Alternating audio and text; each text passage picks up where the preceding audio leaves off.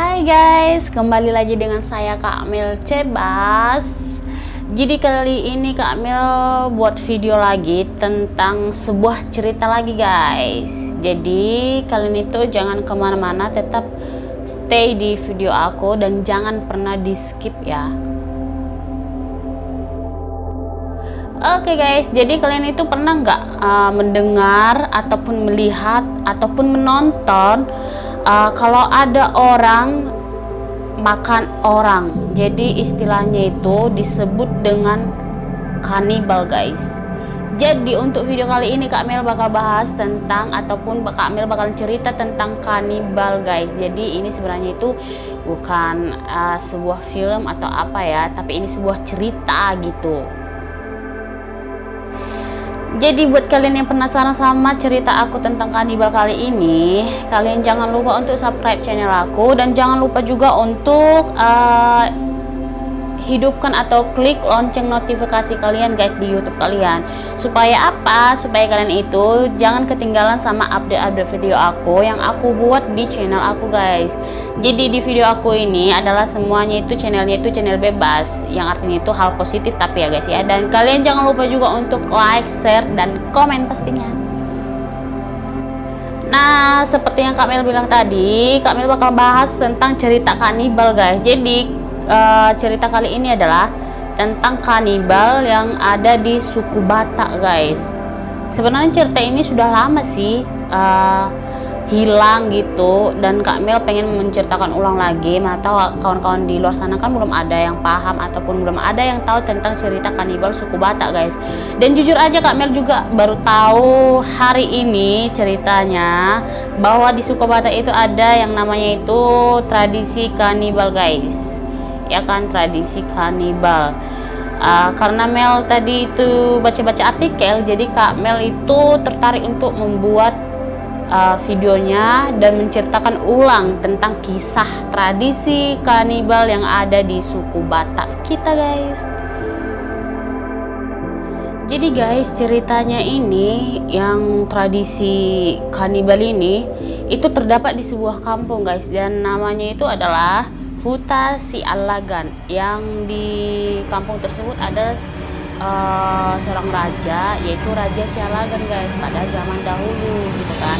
Jadi sebenarnya itu sampai sekarang itu sudah nggak ada lagi, dan sampai sekarang itu hanya ceritanya aja yang masih dikenal banyak orang guys sampai sekarang itu, dan masih banyak yang tertarik mau pergi ke suatu tempat ataupun ke tempat tersebut gitu ya kan guys ya, karena di situ masih banyak sisa-sisa peninggalan dari sang Raja Sialagan ataupun dari Huta Sialagan tersebut guys.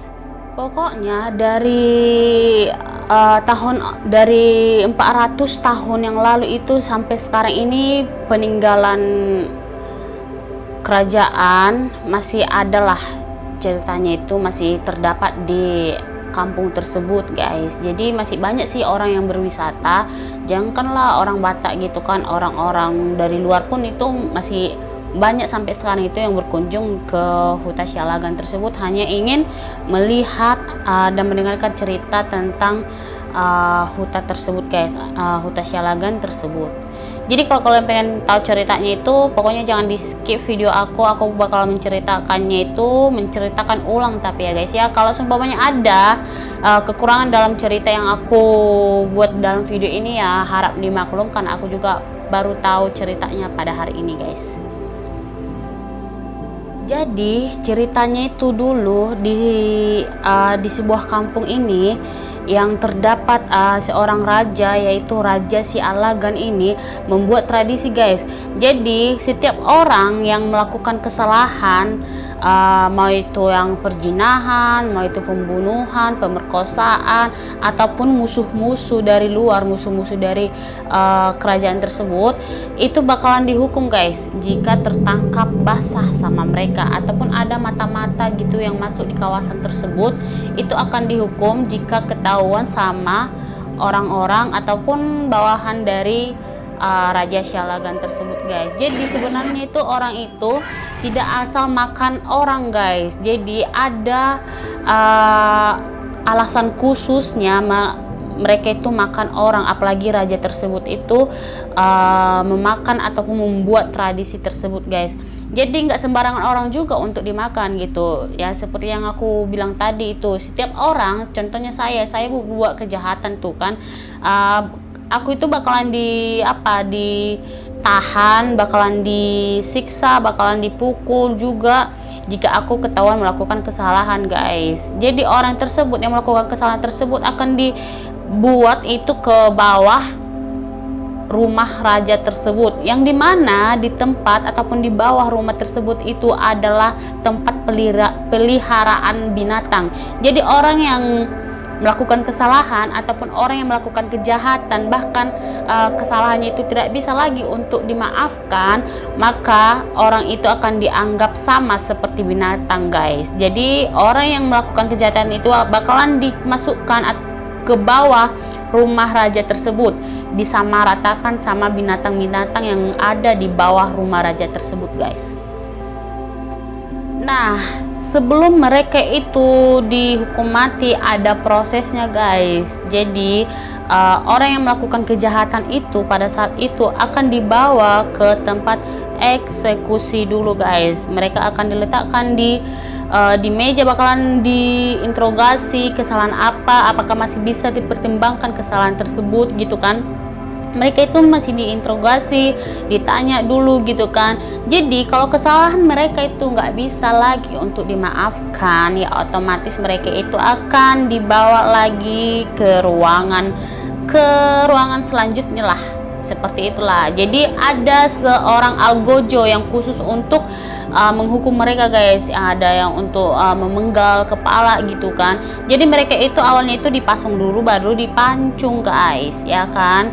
Jadi setelah mereka itu disiksa gitu kan, disiksa di ruangan tersebut, di ruangan eksekusi tersebut oleh algojo ini, nah mereka itu akan disiksa, akan dipukul gitu kan, akan disayat juga kulitnya. Nah kalau seumpamanya mereka itu belum mati ataupun nggak berdarah guys, berarti orang tersebut ataupun terdakwa tersebut mempunyai ilmu hitam guys. Jadi cara satu-satunya itu adalah untuk menghilangkan ilmu hitamnya itu pada saat itu. Jadi si algojo ini akan mengambil jeruk nipis ataupun asam nipis gitu ya guys ya, asam yang bulat yang warna hijau itu. Jadi mereka itu akan membelah, akan meniriskan airnya itu ke sayatan orang tersebut yang melakukan kejahatan itu gitu kan. Setelah itu mereka baru akan disiram pakai air panas, baru habis itu dipenggal lah kepalanya guys gitu kan. Jadi setelah dipenggal kepalanya itu bakalan digantungin di depan rumah kerajaan tersebut, supaya orang-orang melihat, supaya orang-orang itu takut, supaya orang-orang itu ataupun rakyat di situ itu tidak bisa ataupun nggak akan melakukan kesalahan gitu. Karena orang yang setiap melakukan kesalahan, perzinahan, pemerkosaan kayak gitu kan, pembunuhan, pencurian akan dibuat seperti itu, akan dilakukan seperti itu, akan diberi hukuman mati yang setimpal, yang dianjurkan ataupun yang diperintahkan oleh raja si Alagan tersebut guys. Nah setelah itu barulah badan mereka, kan tadi yang digantungkan ini kan kepalanya nih, kepala si terdakwa ini gitu kan. Jadi badannya ini guys, barulah mereka itu bakal memotong-motong badannya ini. Entah di mana lah ruangannya itu, aku kurang tahu lah ya kan guys ya. Pokoknya tempat eksekusi orang yang berbuat kejahatan lah gitu kan. Mereka bakalan bagi-bagi nih bagian tubuhnya gitu kan, kakinya, badannya dipotong beberapa bagian gitu kan untuk dimasak lalu dimakan rame-rame sama orang tersebut gitu kan, sekaligus sama rakyat-rakyatnya gitu. Jadi bagian dalamnya ini dipisahkan guys. Nah bagian dalamnya ini adalah khusus untuk si sang raja tersebut guys. Jadi bagian dalamnya ini seperti jantung, hati itu bakalan dimasak khusus untuk sang raja. Jadi sang raja ini, Raja Sialagan ini mempunyai alasan khusus juga guys, kenapa mereka itu melakukan selain mereka itu menghukum orang-orang yang berbuat jahat gitu. Jadi dengan kepercayaan mereka pada zaman dahulu itu, mereka itu percaya bahwa kalau orang pada saat itu memakan daging manusia itu bakalan menambah ilmu hitam mereka guys. Jadi mereka itu bakalan nambah kekuatan gitu kan, nambah kekuasaan, atau pokoknya ilmu-ilmu yang ada di dalam tubuh mereka itu akan bertambah. Itulah kepercayaan mereka pada zaman dulunya guys. Jadi kan makanya si sang raja tersebut minta itu yang khusus gitu, hatinya gitu kan, hatinya, jantungnya, pokoknya bagian dalamnya itulah, bagian dalam manusia tersebut itu khusus untuk si sang raja gitu guys. Jadi untuk orang-orang pada saat itu kalau ingin melakukan kejahatan, apalagi ingin melakukan mata-mata di huta sialagan itu, jadi berpikirlah dulu guys, berpikir 1000 kali untuk melakukannya, karena itu adalah salah satu hukuman yang paling kejam pada saat itu di suku Batak gitu kan. Pokoknya tapi pada saat itu suku Batak ataupun Raja Sialagan itu menganjurkan pokoknya nggak sembarangan lah untuk mau makan orang gitu kan, dan itu pun kayaknya nggak setiap hari lah dilakukan pada saat itu. Pokoknya setiap kali ada orang yang melakukan kesalahan dan ketahuan melakukan itu, mereka itu akan dihukum seperti itu guys, akan dimakan dagingnya mentah-mentah, bakalan hidup-hidup disiksa dulu, ya kan, disayat dulu dengan alasan yang tertentu, dengan alasan sang raja juga itu menambah ilmu hitamnya, menambah kekebalan tubuhnya gitu. Dan itulah kepercayaan mereka pada saat itu, dan kita itu ya menghargai gitu kan, karena pada saat itu memang belum ada ajaran agama gitu guys. Jadi itu berlanjut sampai abad ke-19, dan abad yang ke-19 itu guys, nah disitulah mulai berhenti gitu, karena sudah ada masuk ajaran agama gitu. Nah, pada saat itulah mulai masuklah ajaran agama Kristen guys. Jadi mulai dari saat itu dikenalkan oleh misionaris dari Jerman lah, satu pendeta. Jadi pendeta ini yang bernama Ludwig Ingwer Nommensen guys. Jadi pada saat itulah setelah masuklah ajaran agama ini, agama Kristen ini, dihilangkanlah pada saat itu yang namanya hukum mati, hukum pancung, penyiksaan, apalagi tradisi kanibal tersebut. Jadi dihilangkanlah. Jadi hingga pada saat ini udah nggak ada lagi yang namanya itu tradisi kanibalisme guys. Jadi yang diingat sampai sekarang itu adalah sejarah dari yang namanya Huta Sialagan yang dipimpin oleh kerajaan yaitu Raja Sialagan. Hanya itulah yang diingat sampai sekarang, dan masih yang dikunjungin sampai sekarang banyak sekali, yaitu Huta Sialagan. Yang dari luar negeri pun datang untuk berwisata ke museum tersebut. Itu sudah disebut dengan museum sejarah lah ya kan, pada saat ini ya kan, suku Batak yang sedang yang mengadakan tradisi kanibal pada saat itu guys. Jadi itulah cerita salah satu suku Batak yang Mel ketahui yang tentang tradisi-tradisi kanibalisme. Jadi itulah ceritanya guys. Jadi kalau kalian penasaran sama tempatnya, kalian bisa datang ke Samosir yang namanya itu Huta Sialagan, yang tempatnya itu ada di Sumatera Utara ya guys ya. Ya kalian bisa searching lah nanti di Google, di Maps gitu kan tempatnya itu, karena Kak Mel juga tahu kalian itu sebenarnya sudah banyak mengunjungin tentang tempat ini gitu ya kan, apalagi suku-suku Batak kayak gitu. Jadi untuk akhir kata Kak Mel ucapkan terima kasih, dan kalian jangan lupa juga untuk di subscribe guys channel YouTube aku, dan bunyikan juga lonceng notifikasinya supaya kalian itu selalu update tentang video-video yang aku masukkan di channel YouTube aku. Dan kalian juga jangan lupa untuk like, share, dan komen pastinya.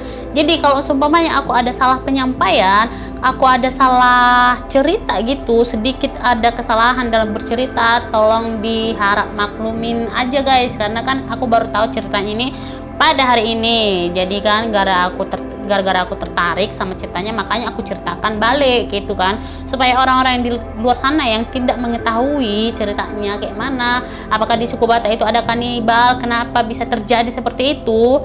Jadi aku cuman sharing doang supaya kita itu sama-sama belajar, sama-sama mengetahui, karena banyak banget suku-suku Batak, sejarah-sejarahnya itu sebenarnya yang belum diketahui banyak orang sampai sekarang itu guys. Ya harap maklum lah keadaan seperti ini gitu kan guys.